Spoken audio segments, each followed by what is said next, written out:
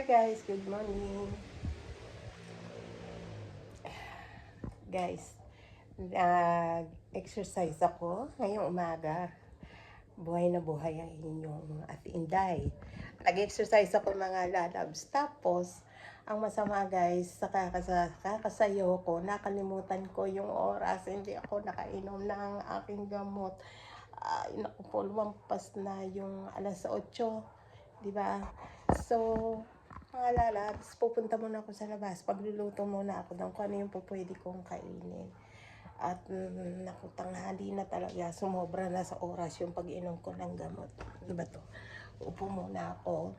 Bumigat yung aking katawan. Ay, oo, yung kaliwang kanan ng katawan ko, mga labs. Diba? Dahil nga kasi stroke tayo. So, bago ako lumabas, ihanda ko muna itong aking tinapay at wala yata dito yung aking heater. Sandali ha, kinuha yata. Sandali guys ha, lalagyan ko ng tinapay. Tuwing umaga, ganito yung ginagawa ko. Ako ng tinapay, nag-iinit. Ayan. Ito yung hinakain ko sa tuwing umaga. Tinapay. Medyo maano yung liwanag ng ilaw. Guys, alam nyo ba, gumawa ako ng short video. Ang ginawa ko, sumayaw ako yung Let's be loved every day. Ang ganda guys yung ano na yun, yung sa short video. Naku, sana magustuhan ninyo, i-likes nyo yung mga lalabs. Kasi kahit mabigat ito, ang kanong katawan ko, napakabigat na ito guys. Ano ko, parang normal ako tignan, di ba? Pero guys, hindi. Ang bigat talaga. Kasi nga, magaling ako sa stroke. So, ayan, iniready ko dyan yung tinapay. Kasi pag umaga, nagtitinapay ako. Tapos, may sumobra ako kahapon na prutas. Ito, inilabas ko. Then, kukunin natin itong extension. Ito yung extension guys, ready ko dito. Tapos yung prutas, ayan, at saka yung aking pang-slice nandito. So, lalabas ako, kunin ko yung heater. Halika, samahan ninyo ako ha. Baka masira eh. Samahan nyo ako guys, kunin ko yung aking heater sa labas. Wala akong itlog. Dapat magpiprito ako ng itlog kasi sa umaga, yan talaga yung ginagawa ko. Alam nyo ba na mahirap magsuot sa akin sa kanang pa ako ng sinilas. Medyo ano nga eh. Kunin natin yung aking heater doon sa labas. Ito guys. Ayan, ito yung aking paligid. Ayan guys. O meron akong 2 pusa. Alam ko naghihintay yan sila ng kanilang pagkain. Pero maya-maya pa ng konti. Ayan. Walang sasakyan. Ako lang dito mag-isa. Eto, may isasampay ako. Kahapon ko ito nilaban, pero hindi ko pa siya nasasampay. So, ito, hindi ko yung heater. Init tayo ng tubig.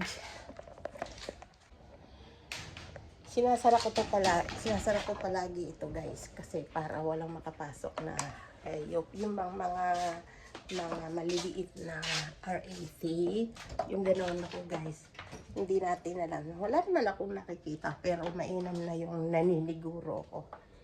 Ala, sarado pinto.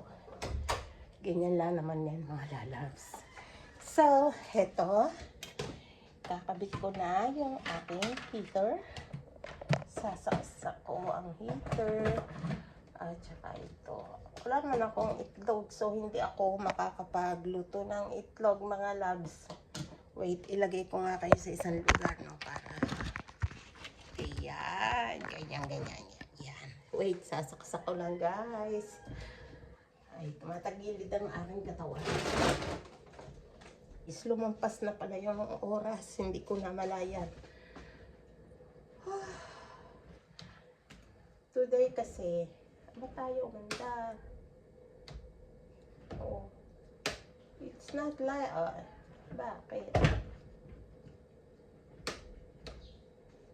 Malian pa, hindi maayos ang saksak niya mga labs. Ayun. Maayos na. Then, ito naman yung tinapay. Yan. Tapos, kukuha lang ako ng sugar na konti sa labas. Balik tayo guys sa labas. Konting sugar. Kuha tayo.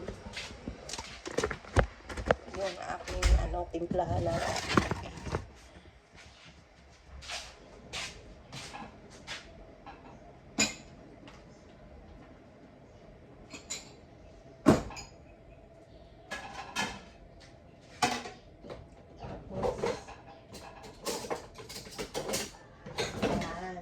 Ito lang ang gagamitin ko mga loves. Tapos ito, power out naman ito ako. Ayan yung sugar ko guys, brown sugar. Hindi ako gumagamit ng puti na ayan ganyan lang yung sugar guys, yung konti lang.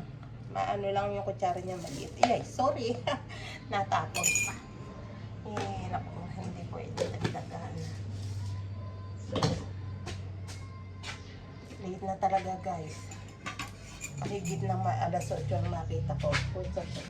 Dahil sa kaka-TikTok ko ba yan? Ko sayaw ko para sa Facebook ba sa TikTok? Yes. Ngayon lang naman nangyayari yan mga loves. Kasi magwo-walking sana ako kanina umaga. Ang siste, alas 5:38, nakahiga pa ako. Inisip ko, wag ako mag-walking. Pero bigla-bigla naisip ko, mag-walking nga ako. Ayun, kaya bilis ako nagbihis. Pagkabihis ko, syempre, alas 5:45 na, ay sabi ko, magsasayo na lang ako ngayong araw na to. Tapos, eto, dal passing the rest. Wait po tayo na aking kape. Guys, meron akong kape. Yan ang kape ko. Padala na aking mama. Dala to ng mama ko. Bigay yata ng kapatid ko. O silang dalawa siguro. Galing ng LA. Pero dapat hindi ito yung kape ko guys Dapat yung decaf. Kunti lang naman guys. So, hindi naman matapang. Para lang yung matikman ko lang yung lasa ng kape. Tapos, syempre, mainit na siguro itong tinapay. Kunin ko na dahil sobra na sa tanghali. Patayin ko na guys. Ayan, may kape na tayo. So, ito mga loves, yung tinapay. Hindi nyo kasi pwedeng makita kasi nga,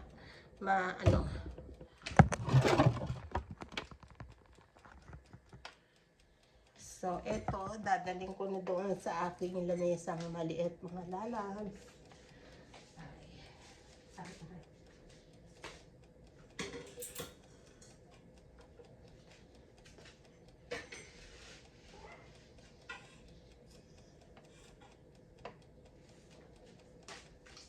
Sandali guys, kukunin ko pa yung aking upuan.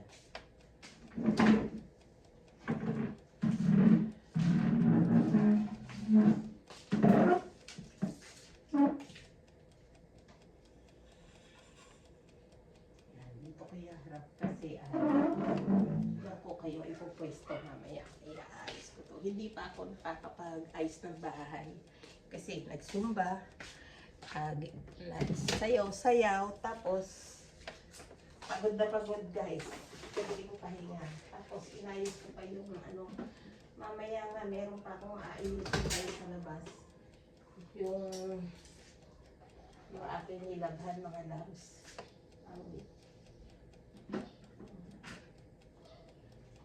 Yung natira ko na prutas. Ito yung natira ko na prutas guys. Peras. Kalahati lang nito yung kakainin ko. Tapos ito yung mansanas. Tapos isang tinapay. At saka yung aking kape. Yung itlog. Yung egg white. Wala kasi wala akong itlog dito sa bahay. Hindi nakabili lang itlog. Kahapon nakakain naman ako ng itlog. Ngayon lang wala. Sandali. Pwesto ko na kayo mga lalabs. Kakain na ako.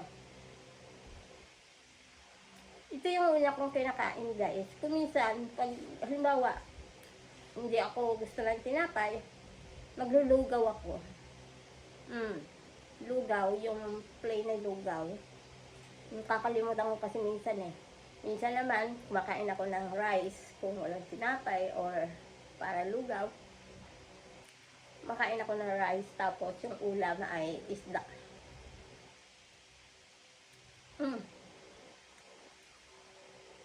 Inuulam ko lang palagi guys, pwede sa akin ng labs yung ano lang, isda. Tulad ng salmon, pero walang salmon.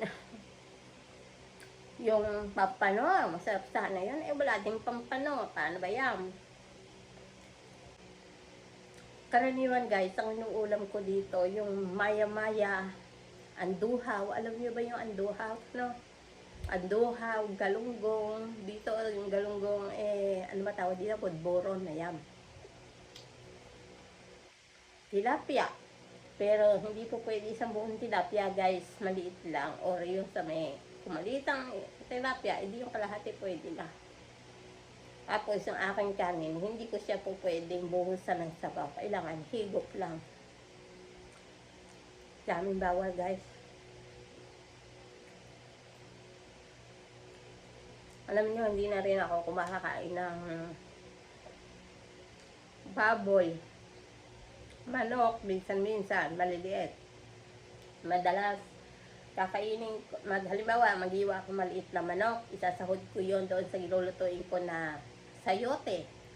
Minsan, yung sayote, hinahaluan ko ng repolyo at saka konting carrots kasi hindi ako po pwede ng maraming carrots. Guys, nagtataka ba kayo kung bakit ko sinasabi ko ano yung mga pagkain na po pwede lang sa akin?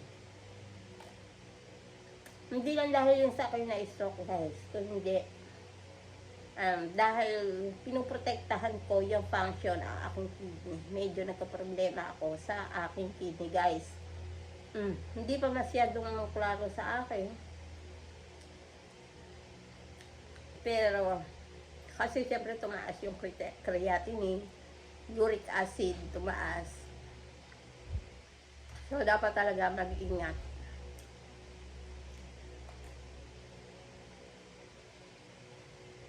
According sa aking doktor nung nakaraan ay may tama daw yung aking kidney, or hindi ko alam kung ibig sabihin niya may tama, kung nasugatan ba yung kidney ko or ano, kasi kung i-compute mo daw sa percentage yung aking function, aking kidney, nandoon ako sa 33%.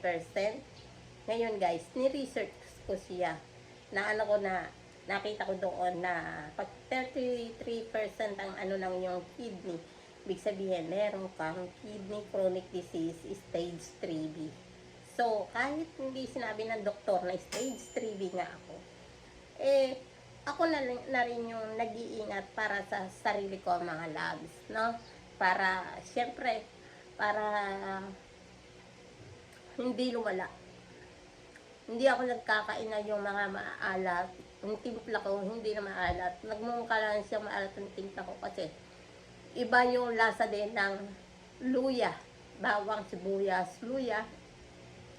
Kamatis, isang kamatis lang, minsan-minsan pa. Hindi pwede yung palagi kang kakain ng kamatis. Pero alam nyo ba, paborito ko kamatis. Pero dahil dyan, wala na, ano na, lahat na masarap na pagkain, guys, lahat hindi ko na nakakain. Puro na lang ako isda, sabaw, mga gano'n. Gustuhin ko man kasi nag-iingat ko ako. Ayokong lumala na lumala itong kung ano man itong sinabi ng doktor sa akin. So, meron akong supplement na iniinom. 1,200 mg kada inom ko yon every meal, guys. Morning, afternoon, at saka dinner. 2 tablets na kasi. Tapos, 600 mg each times 2 kasi ang pinakainom sa akin each meals. Kaya, 1,200. Tapos guys, iba-iba, meron pa akong mga iba-ibang gamot kasi di ba na-stroke mo ako. Tsaka, nagkaroon din ako ng low sodium. Yan. Yung mga maintenance costs para sa high blood kasi ma-hypertension ako. Pero sa ngayon, ang aking blood pressure ay normal. Lahat po ay normal. Sugar ko ay normal. Yun naman po yung nakaganda. Basta, wag lang akong makakalimot doon sa aking gamot. Eh ngayon guys, anong oras na? Okay lang, basta makainom ako.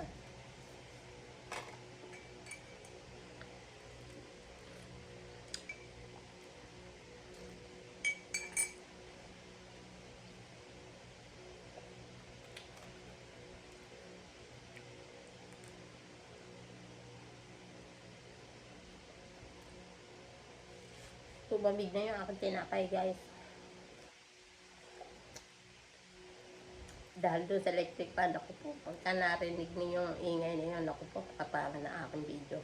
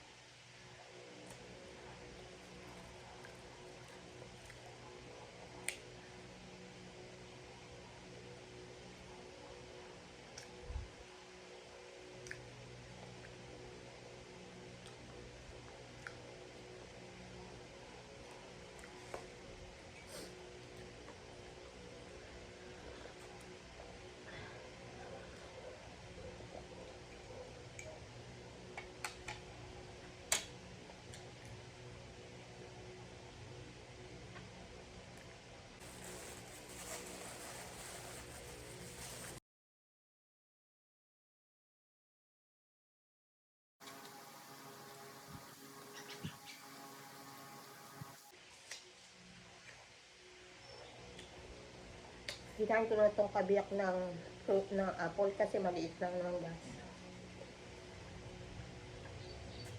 Sarap. May asim at saka tamis.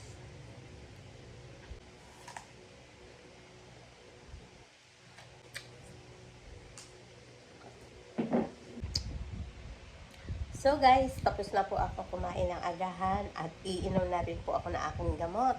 Hanggang dito na lang yung aking video. Maraming salamat sa inyong panonood. Sana ay huwag niyo kakalimutang i-like at i-subscribe ang ating YouTube channel. Huwag niyo papakalimutan Inday Maris. Paki-likes and subscribe na lang po. Kung gusto niya mag-iwan kayo ng bakas dyan sa ibaba guys, para masuklian ko rin po kayo. Hanggang susunod mga lalabs, maraming salamat po sa inyong panonood. Bye!